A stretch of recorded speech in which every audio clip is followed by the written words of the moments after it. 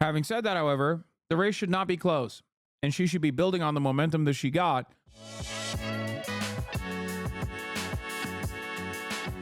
I already shit on this yesterday, and I warned the Democratic Party over and over again. Enthusiasm will wane if they keep rushing to the fucking middle. You're supposed to run a 2008 Obama campaign, not a 2012 Obama campaign, and certainly not a 2016 Hillary campaign. But of course, nobody listens to me, because why the should they? I'm some dumb commentator who isn't even getting paid by the Russian government, you know? Republicans took back a narrow lead on enthusiasm.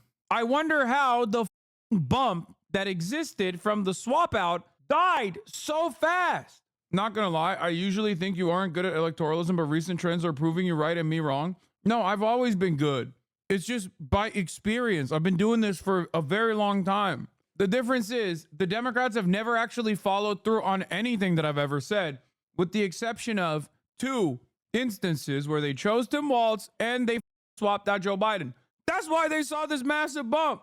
And it was an unexpected outcome from me as well. I didn't think that was going to happen.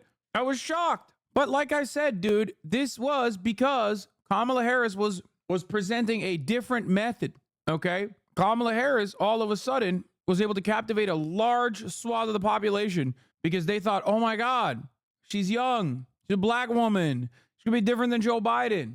And then she was like, no, I'm not. I suck shit. I'm going to do the same shit. It's just like I'm Biden, but younger.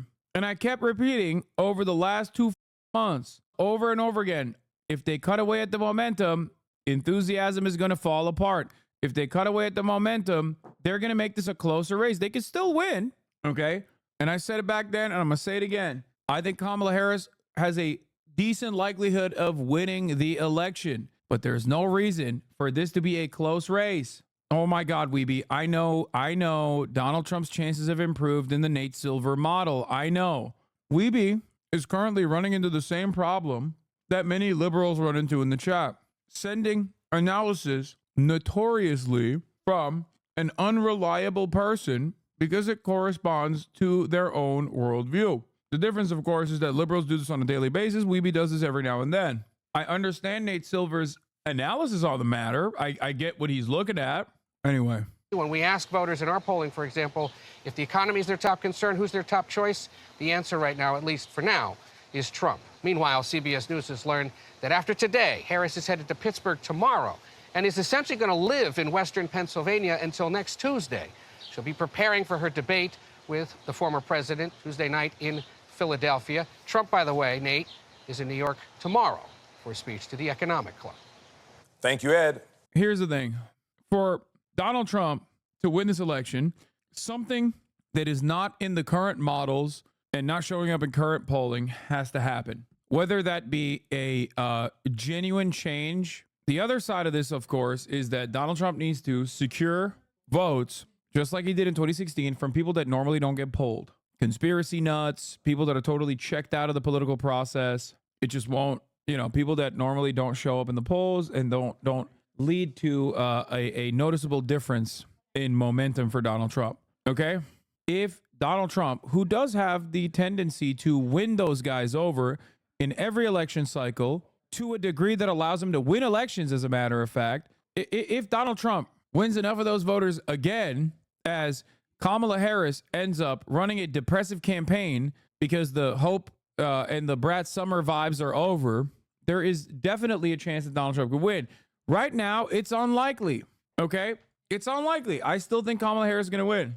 Having said that, however, the race should not be close, and she should be building on the momentum that she got by doing the exact opposite things that she's doing now. That's it. I think the debates will decide a lot. I don't think the debates will be that worthwhile, and I don't think that it will favor Kamala Harris in the way that you automatically assume it will, especially judging by, I don't know how she's going to be in a debate stage against Donald Trump, but I do know how she has presented herself so far, and I can only look at what she's done and how she's communicated herself so far and make inferences off of that. If she goes into the debate with the rush to the middle ass attitude, she's cooked. It's not looking great.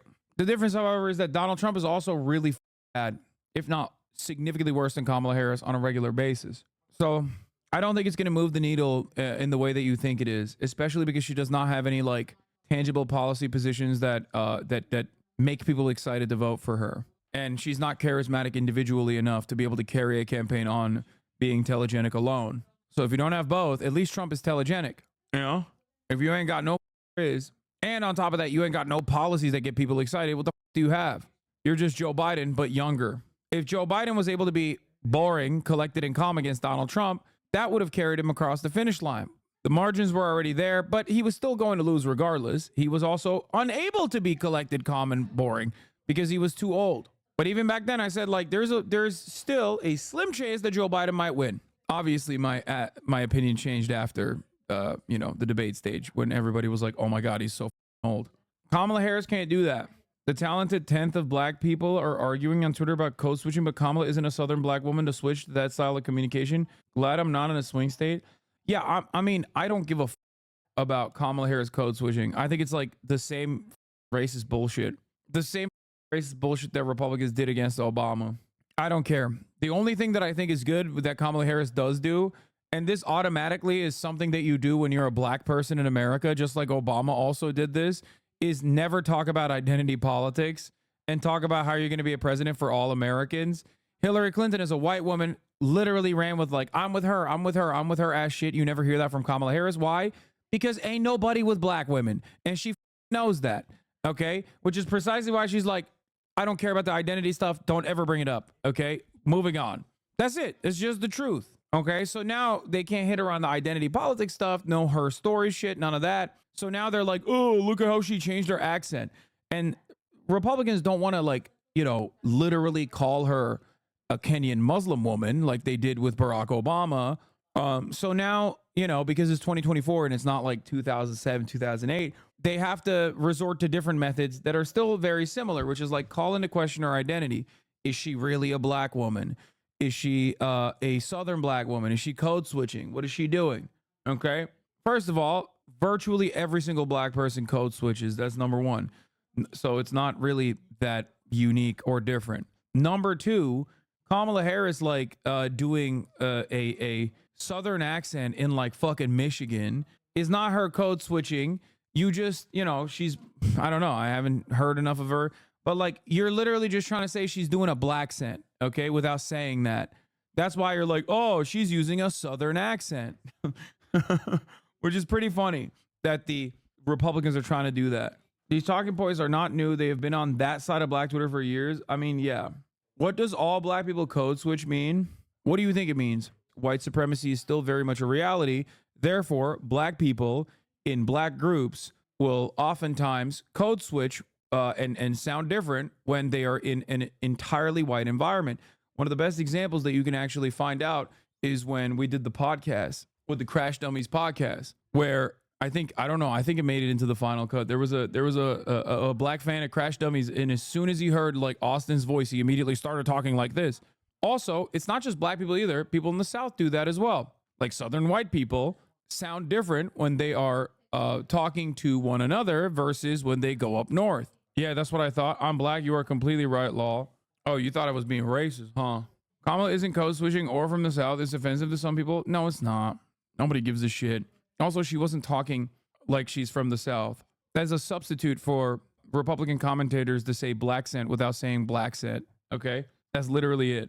Because then people will call them out for being racist, and that's it. That literally is the real reason why they're like, oh, she sounds like she's from the South. Hasan, do you think it's possible to support both sides of the election? Yeah, me. I'm doing that. I'm a centrist, and as a centrist, I think like both sides are good, and I hope the nicest person wins. Genuine question. It seems like a tag to the center on some issues to have a chance at winning Pennsylvania. How is that a bad strategy? It's a bad strategy because there's plenty of voters in Pennsylvania that you could immediately captivate if you were to push for progressive policies. It's who and what voters you want to captivate that matters. And for the Democratic Party, it's always a race to the bottom, trying to turn this election into a close one for no reason whatsoever. Yeah. Also, a great example of this is working class populist sentiment from the likes of a dude whose brain literally is worse than Biden's, John Fetterman. John Fetterman had a phenomenal door knocking operation and always presented himself as a progressive champion. Okay, that's how he won. Even after his brain was no longer working, he still carried on that progressive champion messaging, and it brought him across the finish line. Yeah, he outperformed Biden by 8%. Okay, now John Fetterman now is very different, and I'm sure his favorabilities in Pennsylvania is reflecting that reality. But having said that, the way he ran in Pennsylvania should be a pretty clear sign that, like, Pennsylvanians are not as Pennsyltucky minded as people think they are.